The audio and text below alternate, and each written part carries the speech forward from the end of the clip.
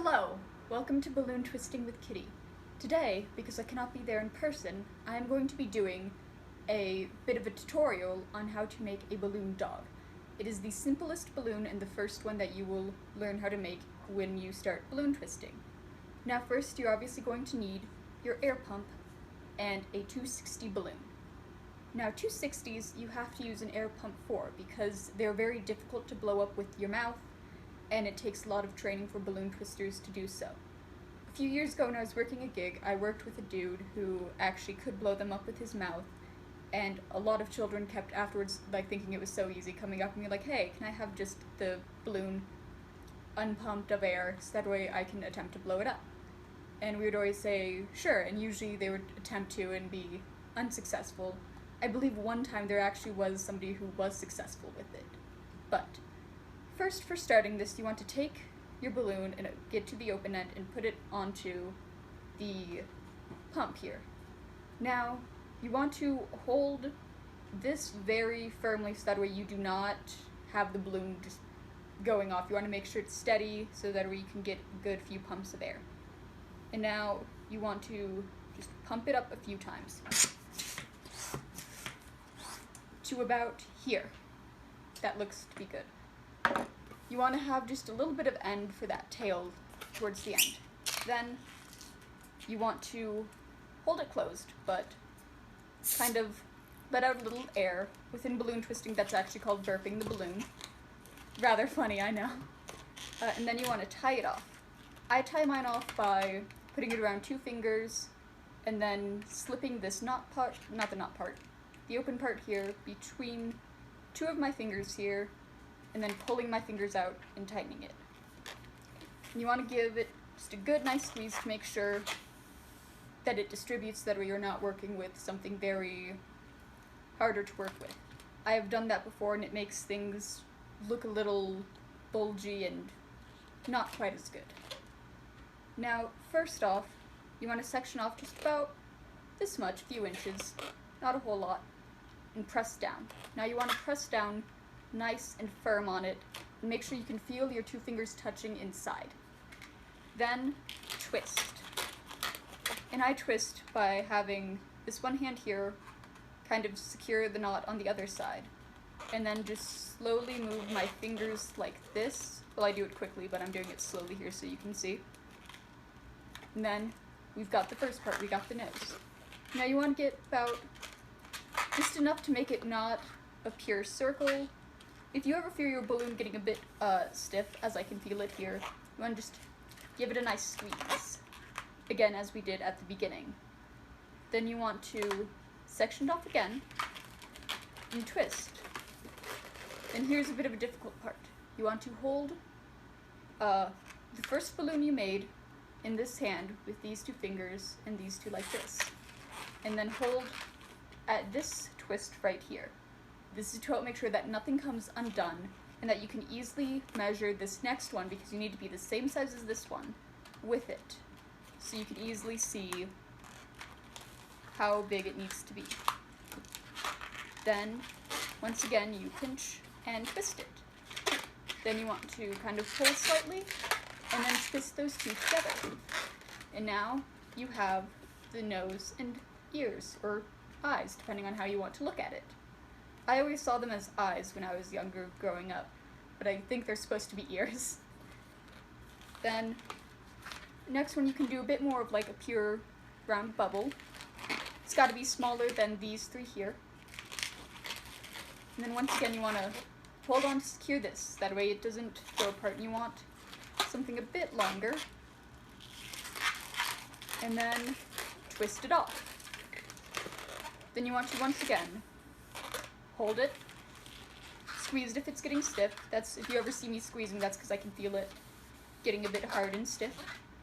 Then you want to once again pinch it off and twist it at the same length as the previous bubble you just made. That's a bit too long. Try to not go back to redo your twists as much as you can, because it becomes a bit harder to redo them as it goes on. Then you want to make it look the correct way as you want it to. Now, with the rest of your balloon, depending on exactly how much you have blown it up, you can section off exactly how long you think the body should be based upon how much is inflated. That's one of the best things about dogs, is that they're so flexible that if you accidentally fill it up too much, you can just have like a long body, have a dachshund, which is one of those wiener dogs. However, if you go too small, you can also have a little short body. And all dogs are adorable. Then again, you want to hold that, and then pinch off about the same length you did for the other two legs. I think I got mine a bit longer. And then the same here. Once again, using the same twists we did the previous 3 times. And then whatever is left is the tail. Now, a lot of balloon twisters, you train for a very long time to be able to make a very perfect looking dog. However, you still come up with things like this, where you got like the really long fat tail and long bodies. I found, which is a very strange fun fact about me, I can create the best looking dogs if I don't look at it. I have twisted dogs holding it behind my back and with my eyes closed, and that is how I myself get the best looking dogs. And that is how to make a balloon dog. And now, a fun part of the process is you get a marker and you uncap it. And then you can make a little face on your dog. Despite the fact that I always saw this as eyes, I always do my eyes down here actually, which I find a little funny. And I just do 2 circles for the dog, as is usual for the eyes. And I like to use this little tip here to be the nose. So I then will go under it, make a little kind of, I don't know what to call it, like a little W there where it's kind of elongated. And then put a little mouth there, so that way it's all connected to be like a little mouth. And then you got a little doggy. Of course, this is also very customizable, as you can add whiskers to it on either side, or just one side depending on how you feel. Make them as long or short as you want, and you can even give your dog little eyelashes if you want the dog to have eyelashes. It's really a very customizable process.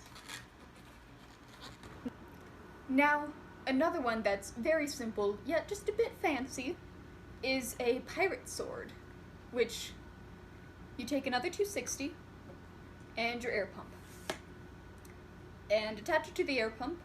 How's it going to get air in it otherwise? And then blow it up. Now you want just a little bit in the tip, not full.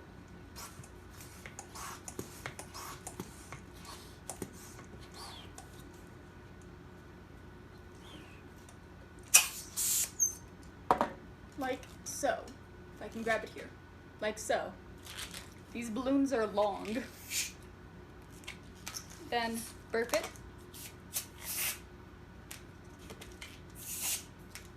And then twist it off.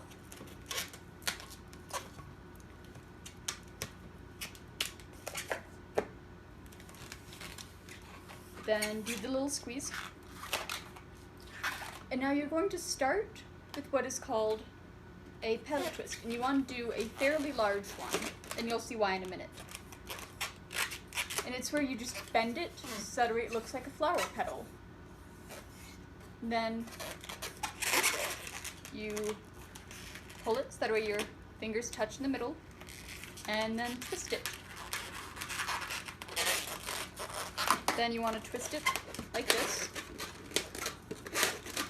And then to make sure it stays, you want to take this little nozzle bit here and put it through the petal. And as you can see, it's not coming out. Then you want to make just about a circle, doesn't matter how long or how big. And then you want to pull it and then twist it.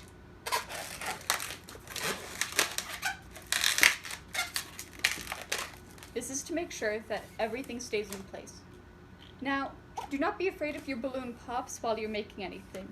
It happens all the time. It doesn't matter how long you've been training or how often you do this, there will always be balloons popping. Then you want to do about, I usually do about 4 to 6 of these kind of balls. And this will be the hardest part to do, to make sure that the way they don't all untwist. But you just have to keep making them. Now I think I got a bit too much air in this. I usually also like to use my body to help station it. So once you feel like if you ever feel like a whole lot of resistance while you're doing this, don't do any more of the blue balls. Then you want to hold everything secure, and then push and tip through the pedal, which can take some coaxing.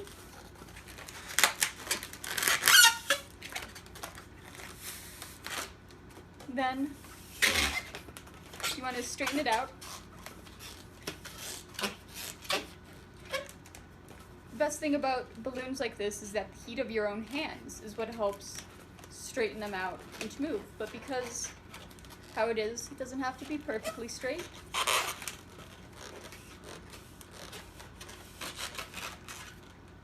And then there, you have a pirate sword. All nice and good. Now, to show off. As I said earlier, I can do my best dogs are done when I am not looking. So let me clear the table of my other balloons. So that way you can have a perfect view of my hands here. And I'm going to close my eyes now.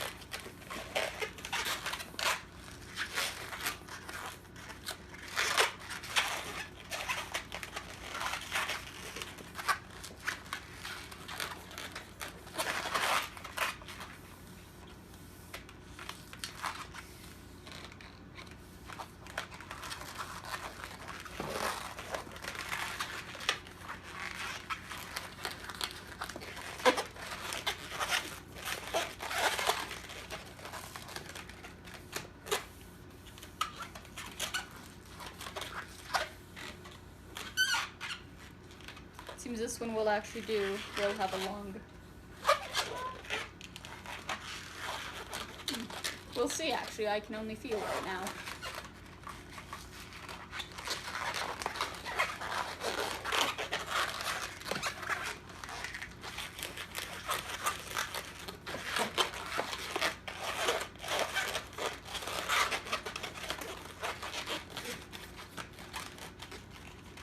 And you know what?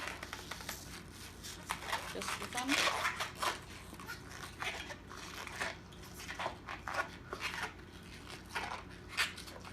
It's got a little poodle tail on it. Okay.